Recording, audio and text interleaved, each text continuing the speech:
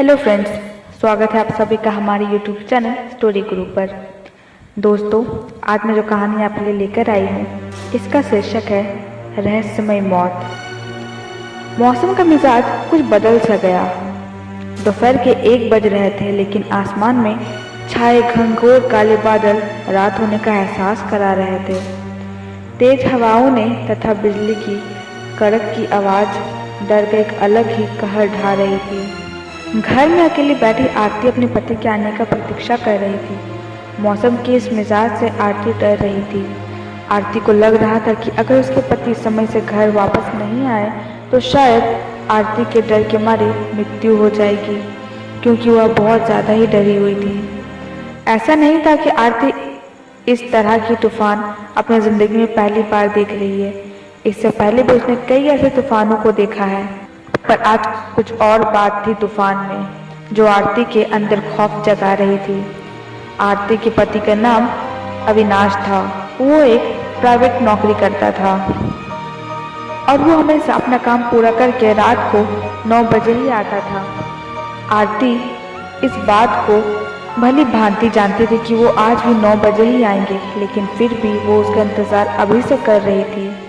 आरती को लग रहा था कि वो आज समय से पहले ही आ जाएंगे।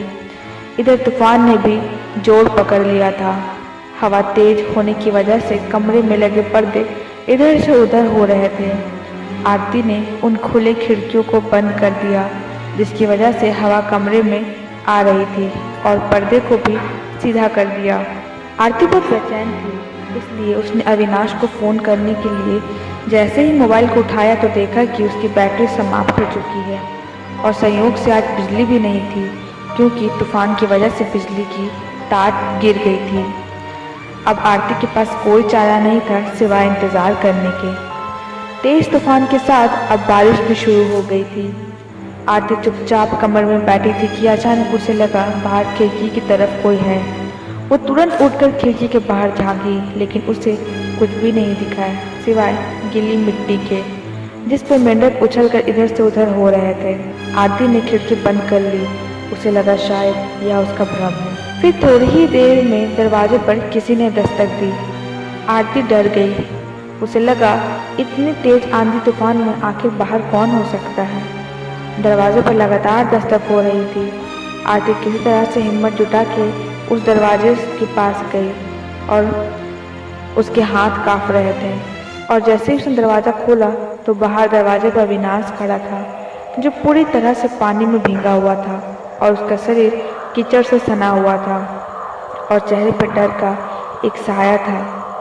आरती अविनाश को देखकर एक पल के लिए खुश हो गई, पर जैसे ही उसने अविनाश की हालत देखी तो उसके होश उड़ गए और वह बेहद घबरा गई। आरती अविनाश को तुरंत ही कमरे के अंदर लाई और सोफा पर बैठा दिया, और अंदर से घबराई हुई आरती ने तुरंत अविनाश से पूछा कि आखिर तुम्हारे साथ यह सब कुछ कैसे हुआ। तो अविनाश ने कहा कि आज मेरी छुट्टी समय से पहले हो गई, और कार्यालय से बाहर निकलते ही जोर की बारिश होने लगी, और इसलिए मैंने सोचा कि आज पैदल ही घर आ जाता हूँ, क्योंकि मुझे गाड़ी नहीं मिल रही थी, और आज मौसम भी ठीक है और गर्मी भी नहीं है। मेरे आगे एक कच्ची सड़क थी, जिस पर बारिश के कारण ढेर सारा कीचड़ भरा हुआ था। मैंने जैसे ही उस पर अपना पैर रखा तो मैं वहीं गिर गया, जिसके कारण मेरे सारे कपड़े गंदे हो गए। और मैं ऐसा करता हूँ कि पहले जाकर स्नान कर लेता हूँ, उसके बाद मैं आता हूँ। और यह कहकर अविनाश स्नान करने के लिए बाथरूम की ओर चला जाता है। आरती का मन बहुत विचलित हो रहा था, इसलिए आरती खिड़की के बाहर बारिश की बूंदों को देख रही थी। अभी भी आरती का मन शांत नहीं हुआ था। वो अंदर से बेचैन थी, पर आरती खुद सोच रही थी कि आखिर ऐसा क्यों हो रहा है। अब तो अविनाश भी मेरे पास है, फिर भी मुझे ऐसा क्यों प्रतीत हो रहा है कि अब मैं अकेली ही हूँ। धीरे धीरे अब बारिश भी कम हो रही थी, और अब थोड़ी ही देर में बिजली भी आ गई। बिजली आते ही आरती ने तुरंत अपना फ़ोन चार्ज में लगाया। फ़ोन ऑन होते ही आरती के पास से कॉल आया कि मैं अविनाश के ऑफिस से बोल रहा हूँ, क्या आप अविनाश की पत्नी हैं? तो आरती ने कहा, हाँ हाँ, मैं उनकी पत्नी ही बोल रही हूँ, क्या बात है? तो उधर से व्यक्ति ने कहा कि आपके पति का एक्सीडेंट हो गया है और वो इस दुनिया में नहीं रहे। कृपया करके आप यहाँ आ जाए। यह सुनकर आरती के पैरों तले जमीन खिसक गए। उसे लगा आखिर ऐसा कैसे हो सकता है, अविनाश तो अभी बाथरूम में स्नान कर रहा है। तुरंत ही आरती बाथरूम की तरफ जाकर बाहर से अविनाश को आवाज लगाती है कि अविनाश, क्या तुम अंदर हो? लेकिन अंदर से कोई आवाज नहीं आता है। आरती डर जाती है और वह जोर जोर से दरवाजे को पीटने लगती है। जब काफी देर आवाज लगाने के बाद अंदर से कोई आवाज नहीं आता तो आरती समझ जाती है कि जरूर कोई बात है। इसलिए आरती एक लोहे की छड़ से उस दरवाजे को मारने लगती है, जिससे वह दरवाजा खुल जाता है। दरवाजा खुलते ही आरती जो अंदर देखती है उसके होश उड़ जाते हैं। वो देखती है कि बाथरूम में अविनाश नहीं है और पूरा फर्श बिल्कुल सूखा हुआ है, मानो उस पर पानी की एक बूंद भी ना गिरी हो। आरती बेहद डर जाती है। आखिर आरती के साथ क्या हो रहा था, उसे कुछ नहीं मालूम पड़ रहा था। आरती तुरंत अविनाश के ऑफिस चली जाती है। वहां जाकर जब आरती अविनाश का पार्थिव शरीर देखती है तो बुरी तरह रोने चिल्लाने लगती है।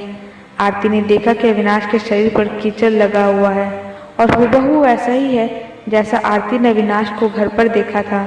आरती समझ जाती है जो कुछ घर पर हुआ और जो घर पर आया था वो अविनाश की आत्मा थी। आरती एक विधवा की जिंदगी जी रही थी, लेकिन वो पल आरती आज भी नहीं भूली है जब आरती का हस्ताक्षर अविनाश की आत्मा से हुई थी। तो दोस्तों, ये थी आज की हमारी कहानी। उम्मीद है आप लोगों को अच्छी लगी होगी। ऐसे ही लेटेस्ट स्टोरी अपडेट्स पाने के लिए इस कहानी को लाइक और शेयर ज़रूर करें और हमारी कहानी आपको कैसी लगी कमेंट सेक्शन में बताएं और हमारे चैनल को सब्सक्राइब कर बेल आइकन दबाना बिल्कुल न भूलें।